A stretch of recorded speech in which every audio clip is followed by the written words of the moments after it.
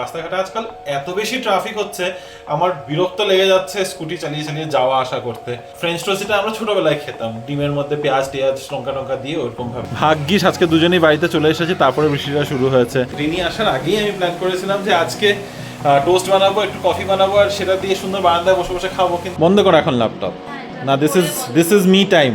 খুব চাপ কালকে রাখতে চাচ্ছি না। কেন রাখতে চাচ্ছি না সেটা তোমরা পরে জানতে পারবে। ফেসবুকে, ইনস্টাগ্রামে, সবখানে, ইনফ্যাক্ট লিঙ্কডইনে খুললে পর্যন্ত এই সিজেপি প্রচুর পোস্ট তোমরা দেখতে পাবে। আজ থেকে 15 বছর আগে, মানে 2011 সালে সিমিলার একটা মুভমেন্ট হয়েছিল, ইন্ডিয়া এগেনস্ট কারাপশন, যেটা নিজের ভালোটা নিজেদেরই বোঝা দরকার। এই ভিডিওগুলো দেখলে সেটাই মনে হয়। তো আপাতত আমি তুষার শর্মার যে স্টোরিটা আছে সেটা দেখছিলাম। আমাকে ট্র্যাপ করা হয়েছে, এটা হবে না, এটা চলবে না। এটা তো সত্যি, আমাদের সোসাইটিতে তো এরকম জাজমেন্টাল থাকা মানুষ অনেক বেশি থাকে।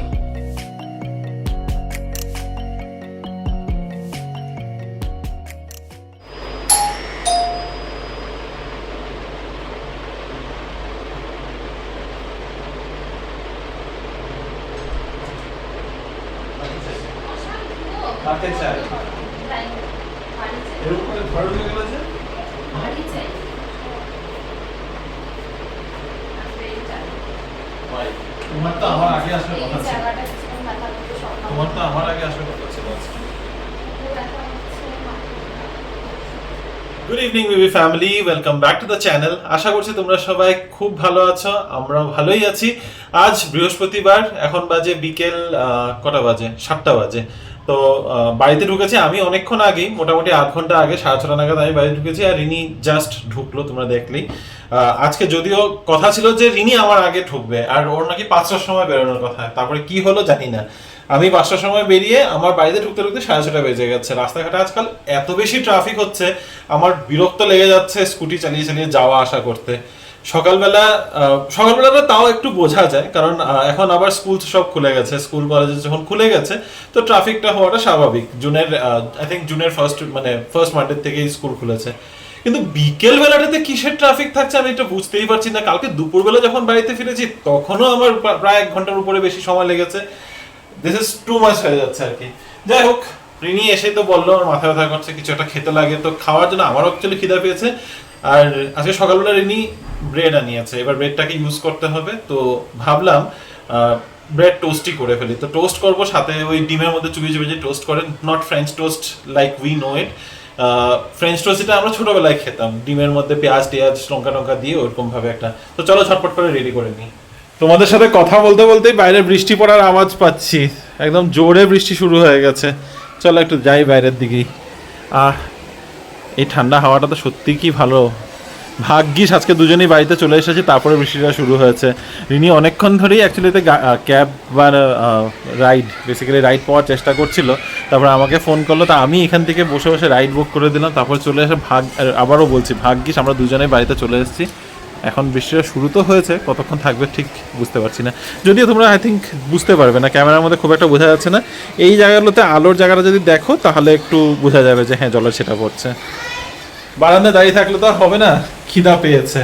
তা আমার অ্যাকচুয়ালিতে প্ল্যান ছিলই, রিনি আসার আগেই আমি প্ল্যান করেছিলাম যে আজকে টোস্ট বানাবো, একটু কফি বানাবো, আর সেটা দিয়ে সুন্দর বারান্দায় বসে বসে খাবো। কিন্তু মনে হচ্ছে না বারান্দায় বসে খাওয়ার মতো এখন আর পরিস্থিতি থাকবে, কারণ যেই হারে বৃষ্টিটা পড়ছে, বৃষ্টির ছিটা পড়ছে, বারান্দা এখন জলা হয়ে যাবে।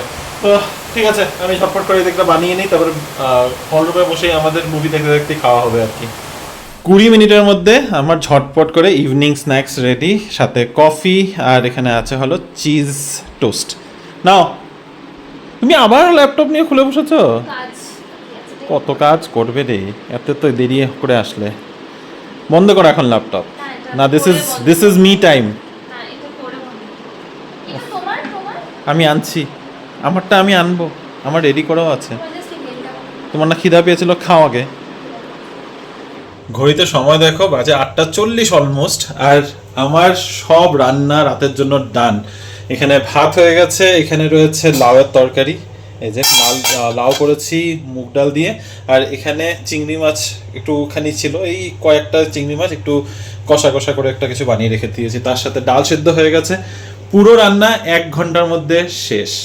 তবে এত দেরি করে আমরা টিফিনটা করেছি, আর প্লাস ব্রেড খেয়েছি, তো পেটটা এখন ভরে আছে। 8:30 মাত্র বাজে, মানে 15টায় ধরে নাও, 9:30 নাগাদ একবারে ডিনার টিনার যতটুকু করার অতটুকু করে তারপরে ফ্রি হয়ে যাব। আমারও একটু অফিসের কাজ আছে, রিনিকে তখন বলেছি ঠিকই, আমারও খানিকটা কাজ আছে, তো ভাবলাম একটুখানি এগিয়ে রাখি, এখন ফ্রি আছি যখন, যতটুকু এগিয়ে রাখা যায়। কালকে তো এমনি ওয়ার্ক ফ্রম হোম আছে, তো কালকে বাড়ির থেকেই কাজ টাজ হবে। খুব চাপ কালকে রাখতে চাচ্ছি না, কেন রাখতে চাচ্ছি না সেটা তোমরা পরে জানতে পারবে, তবে এখন একটু অফিসের কাজটা করে তারপর ফিরে আসছি। মোটামুটি আমার যা কাজ ছিল সেই সব হয়ে গেছে, এখন বাজে 9:45। ভাবলাম ডিনার করতে যাওয়ার আগে তোমাদের সাথে একটু আড্ডা মেনে নিই।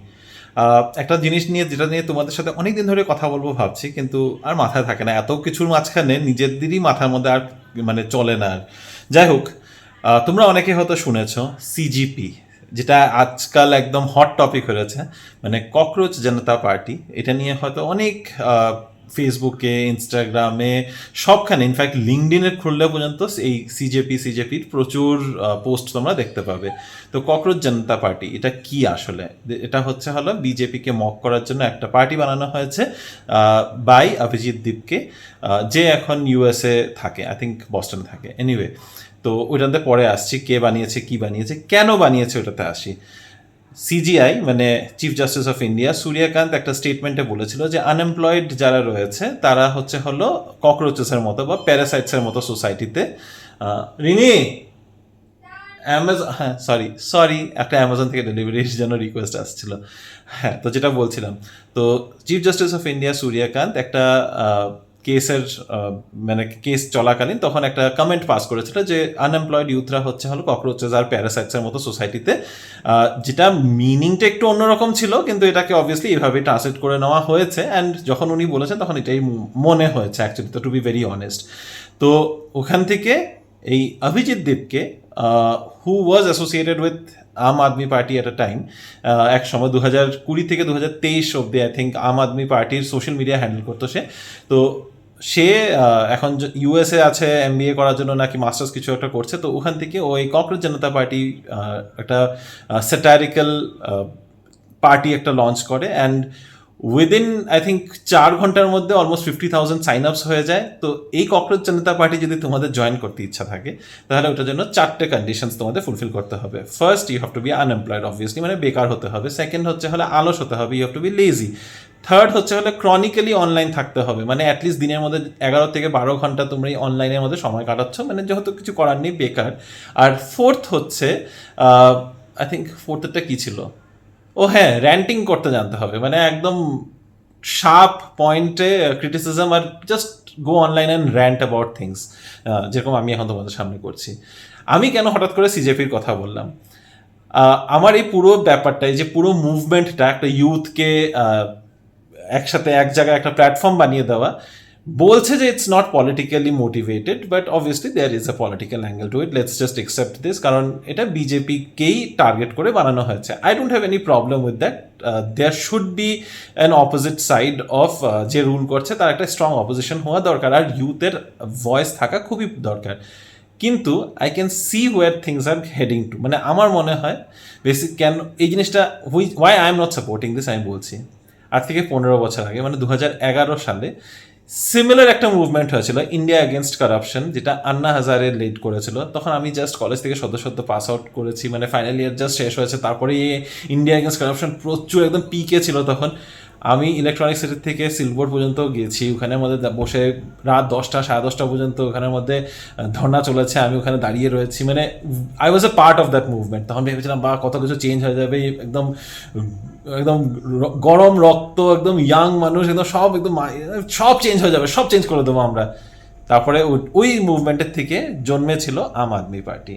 আর আজকে কোথায় আছে আম আদমি পার্টি, সেই গতি আমরা সবাই জানি, আমরা সবাই দেখেছি আম আদমি পার্টি কি করেছে আর কি না করেছে। আমি এটা নিয়ে বেশি ডিটেলস আর বলছি না। আমার সব থেকে বড় খার, যখন আম আদমি পার্টি ফর্ম হয়েছে তখন I was like in full support, যে হ্যাঁ, আম আদমি পার্টি একটা party which probably will do good. But দিল্লিতে যখন আম আদমি পার্টি ফার্স্ট টাইম পাওয়ারে আসলো, যখন 2011তেই পুরো অ্যান্টি কারাপশন ড্রাইভটা, মুভমেন্টটা যখন চলছিল, ওইটা পুরোটাই কংগ্রেস লেড গভর্নমেন্ট ছিল তখন সেন্টারে, আর তার এগেনস্টেই পুরোটা ছিল। তারপরে দিল্লিতে যখন এএপি মানে আম আদমি পার্টি যখন পাওয়ারে আসার সুযোগ পেল, the first thing that they did was কংগ্রেসের সাথে হাত মিলিয়ে নিল just because they wanted power. তো বাস আমার তখন থেকে আই ওয়াজ লাইক, যে এত দিন ধরে লাস্ট 2-3 বছর ধরে এটাই কন্টিনিউয়াস প্রোটেস্ট করে গেছে যে কংগ্রেস চাই না, বিজেপি চাই না, যে সুযোগটা পেয়েছে যে আমাদের পাওয়ারে আসার একটা সুযোগ হয়েছে, সাথে সাথে কংগ্রেসের সাথেই সে হাত জয়েন করে নিল, জুড়ে গেল। বাস তারপর থেকে আমি এই পার্টিটাকে একেবারেই দেখতে পাই না।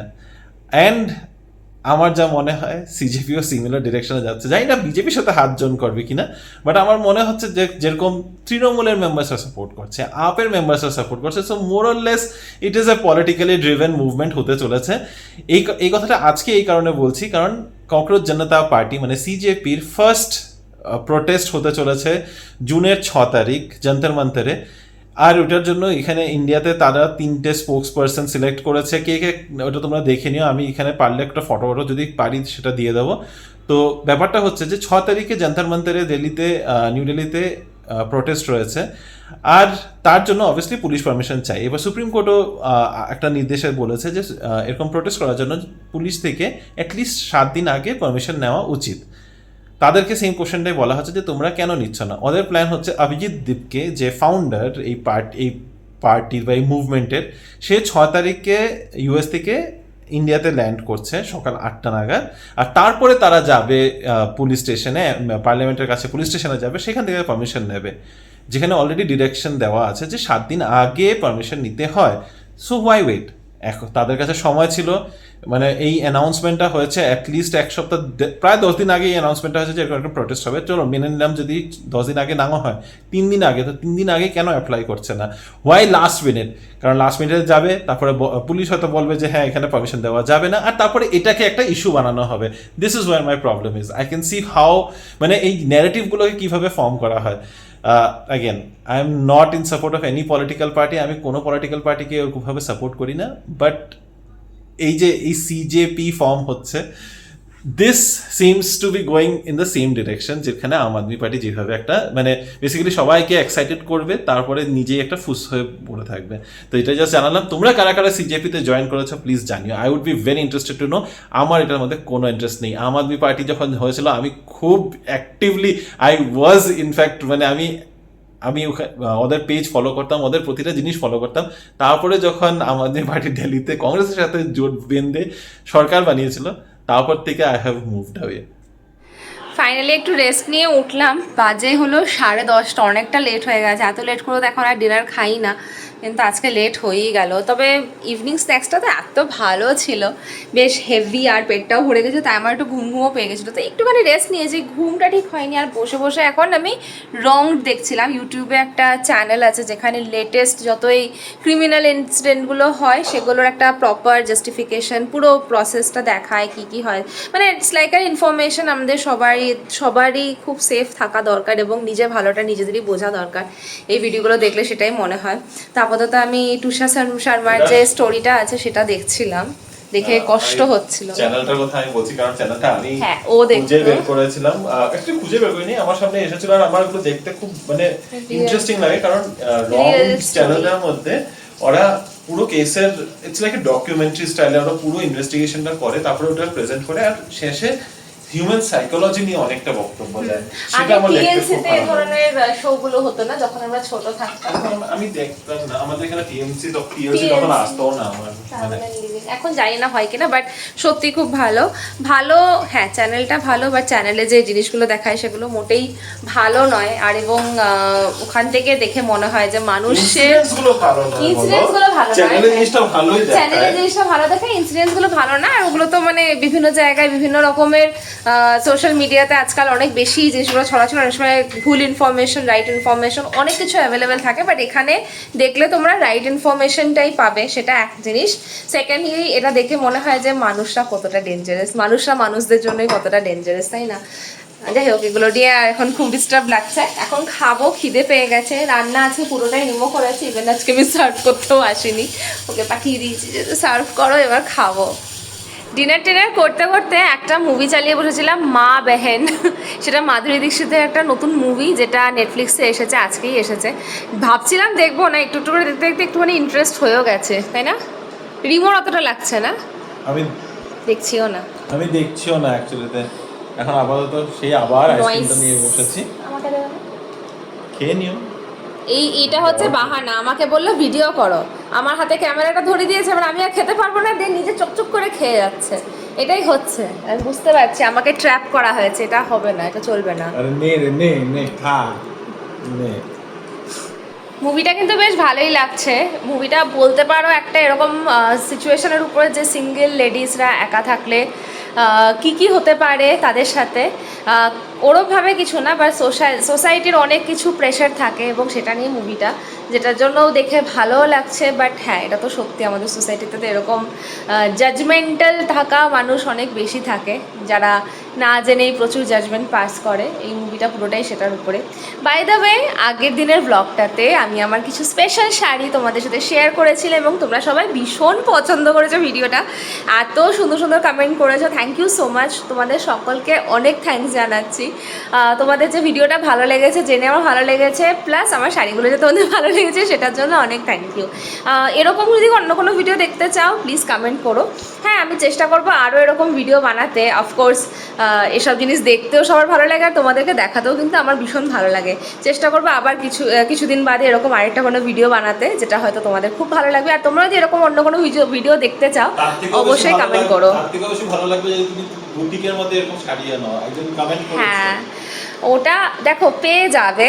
যদি তোমরা এরকম কোনো শাড়ি দেখতে চাও আমাকে হোয়াটসঅ্যাপ করো, আমাদের ডেসক্রিপশন নাম্বারটা আছে, সেখানে পিং করো, আমি দেখিয়ে দেবো। অনেক ভালো ভালো শাড়ি থাকে, বাট বুঝতেই পারছো সব শাড়ি তো আমি ওভাবে স্টকে এনে সেল করতে পারবো না, কারণ কি ওগুলো একটু এক্সপেন্সিভ। আর এখন অবভিয়াসলি আমাদের ওরকম একটা সিচুয়েশান নেই যে আমি অত টাকা এখানে ইনভেস্ট করি। বাট হ্যাঁ, তোমাদের যদি সেরকম কোনো দরকার থাকে বা সেরকম স্পেশাল কোনো শাড়ি তোমরা দেখতে চাও, কি দেখতে চাও আমাকে অবশ্যই হোয়াটসঅ্যাপ করো। আমার কাছে যা যা কালেকশন অ্যাভেলেবেল আছে আমি সেগুলো তোমাদেরকে পাঠাবো, সেখান থেকে তোমরা চুজ করে নিতে পারো। এবং এভাবেই আমার থেকে কিন্তু অনেকে খুব ভালো ভালো শাড়ি নিয়ে থাকে, ব্যাঙ্গালোর থেকেও নেয়, দিল্লি থেকেও নেয়, মানে ইভেন কলকাতা থেকেও নেয়। তো অনেকেই আছে যারা আমার সাথে টাচে থাকে এবং কোনো স্পেশাল শাড়ি, কোনো স্পেশাল ওকেশনের জন্য শাড়ি থাকলে তারা আমার সাথে কন্ট্যাক্ট করো, তো তোমরাও কন্ট্যাক্ট করতে পারো। তো চলো, এখনকার মতো এই ব্লগটা কিন্তু আমি এখানেই শেষ করছি। হোপফুলি এই ভিডিওটা তোমাদের ভালো লেগেছে। আজকে সেরকম কিছু ছিল না, প্লাস পুরো সন্ধ্যাটা তো আমি ঘুমিয়ে কাটিয়ে নিয়েছি। বাট হ্যাঁ, নেক্সট ডেটা আমাদের দুজনেরই ওয়ার্ক ফ্রম হোম আছে, তো সেটা একটা ভালো জিনিস আমাদের জন্য, যে অ্যাটলিস্ট বাড়িতে থাকতে পারবো। বাকি তো কাজের মধ্যে দিয়ে দিনটা যায় আরও বেশি হেক্টিক হয়। তো এনিওয়েজ, আজকে এই ব্লগটাকে এখানে শেষ করলাম। যদি কিছু ভালো লেগে থাকে কমেন্ট করো, লাইক করো, আমাদের চ্যানেলটাকে সাবস্ক্রাইব করতে ভুলো না। পরে একটা নতুন ইন্টারেস্টিং ব্লগে আবার তোমাদের সাথে দেখা হবে। এখনকার মতো বাই বাই, গুড নাইট।